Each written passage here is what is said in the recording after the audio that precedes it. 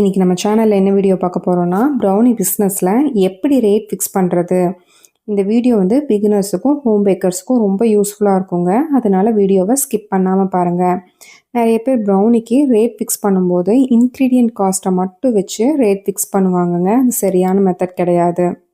நீங்கள் ப்ராப்பராக பிஸ்னஸ் செய்யணும், அதாவது ப்ரௌனி பிஸ்னஸ் ப்ராப்பராக செய்யணும்னு நினச்சிங்கன்னா ஒரு ப்ரௌனி செய்யும்போது இன்க்ரீடியண்ட்டோட செலவை மட்டும் வச்சு ஃபிக்ஸ் பண்ணாதீங்க ப்ரைஸை.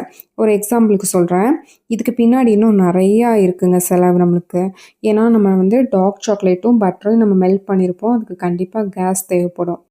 நம்ம ப்ரீஹீட் செய்கிறப்ப கரண்ட்டுக்கு, பேக் செய்கிறப்பையும் கரண்ட்டுக்கு, ப்ரௌனி பாக்ஸுக்கு, பேக் பண்ணுற மெட்டீரியலுக்கு, அந்த பார்ச்மெண்ட் பேப்பருக்கு, அதுக்கப்புறம் பார்த்தீங்கன்னா நம்ம நேரம் இருக்கு இல்லைங்க, மிக்ஸ் பண்ணுறது, கட் பண்ணுறது, பேக் பண்ணுறது, டெக்கரேஷன் பண்ணுறது, இதுக்கெல்லாம் ஒரு வேல்யூ இருக்குல்ல.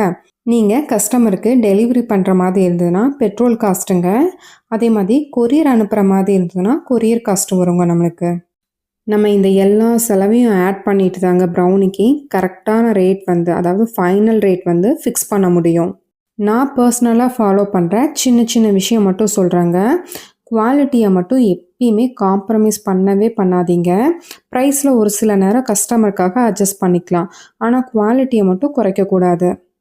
ஏன்னா ஒரு கஸ்டமர் ஒரு தடவை வாங்கி டேஸ்ட் பிடிச்சிருச்சுன்னா மறுபடியும் மறுபடியும் நம்மளை தாங்க தேடி வந்து வாங்குவாங்க.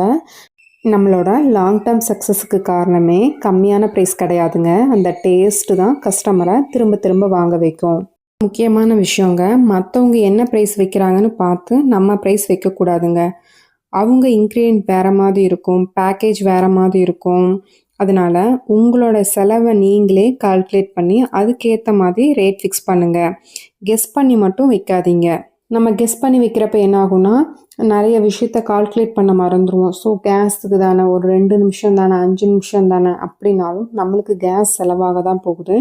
ஸோ நம்ம பிஸ்னஸாக எடுத்து பண்ணுறப்ப நம்ம வந்து ப்ராப்பராக பண்ணுற மாதிரி இருக்கணும் கால்குலேட் பண்ணுறது. ஒரு நோட் எடுத்து ப்ராப்பராக எல்லாமே நீங்கள் எழுதிக்கோங்க.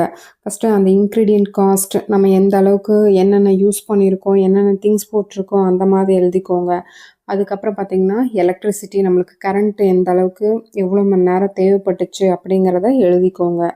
அப்புறம் நம்ம ஒரு ப்ரௌனி செய்யறதுக்கு எவ்வளோ மணி நேரம் எடுத்துக்கிட்டோம், எந்த மாதிரி டெக்கரேஷன், அதுக்கு தகுந்த மாதிரி நம்ம ஒருத்தர் செய்யணுன்னா எவ்வளோ கொடுப்போம் அப்படிங்கிறத எழுதிக்கோங்க.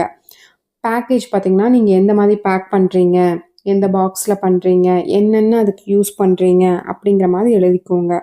அப்புறம் டெலிவரி, நீங்கள் வந்து நீங்களாக கொண்டு போய் கொடுக்குறீங்களா இல்லை கொரியராங்கிறத ஃபஸ்ட்டு ஒரு ப்ராப்பராக நீட்டாக எழுதிக்கோங்க. அதே மாதிரி கேஸுக்கு, ஸோ எவ்வளோ நேரம் கேஸ் யூஸ் பண்ணீங்க அப்படிங்கிறதையும் எல்லா டீட்டெயிலுமே எழுதி வச்சுட்டு நீங்கள் கால்குலேட் பண்ணால் மட்டும்தான் ஒரு ப்ராப்பராக ப்ரௌனிக்கு நீங்கள் எந்த அளவுக்கு ப்ரைஸ் ஃபிக்ஸ் பண்ண முடியும் லாஸ் இல்லாமல் அப்படிங்கிறது உங்களுக்கு கிடைக்கும்.